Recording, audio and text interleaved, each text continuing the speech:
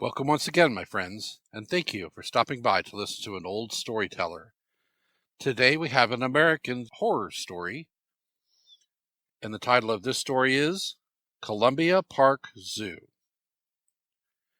The atmosphere was perfect.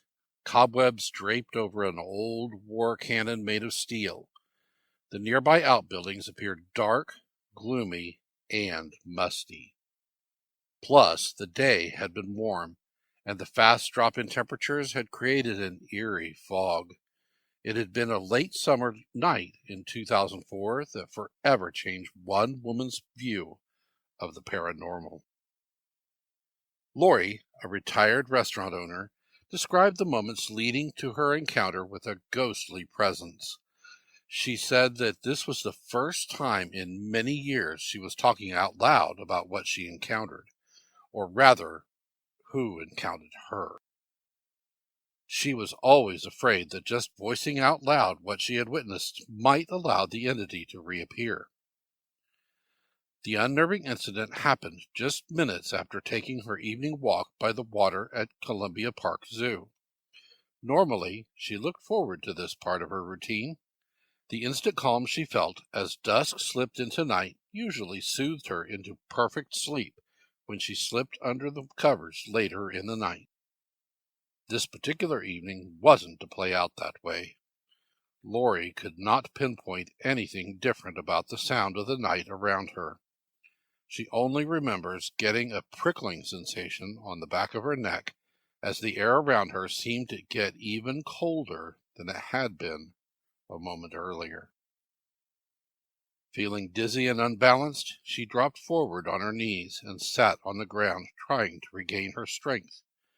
Closing her eyes and trying to ignore the growing sense of fear, she took several deep breaths. Giving herself a mental pep talk, Lori told herself that she was being childish and had nothing to fear. Fighting the desire to stay as she was, kneeling down with her eyes tightly shut, Lori found the courage to open her eyes.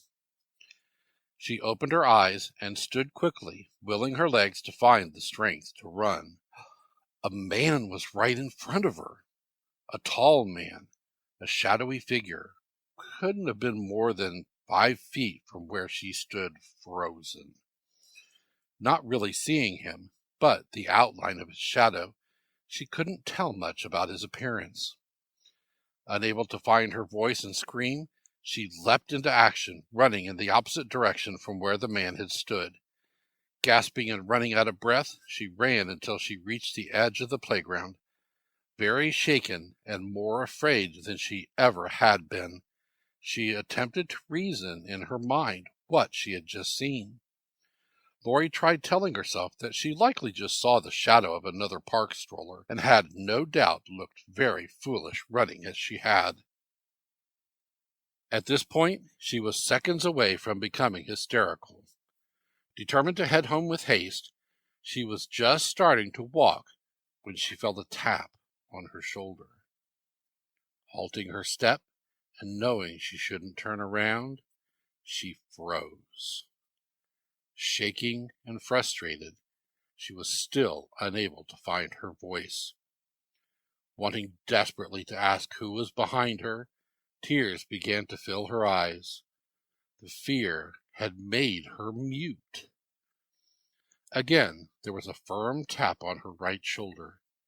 It felt as if ice had just slid down her back. To this day, Lori is still not sure how she even managed it, but she turned around and faced the source of her most fearful night. Before Lori stood a man in solid form, but in her words, he was hazy. The man was tall and had a 1920s or 1930s look about him. He wore some kind of uniform with white pants and a white button front shirt with stripes across the front. His presence was overpowering. Lori felt as if the clocks had stopped. The man seemed to be struggling for her to hear his words.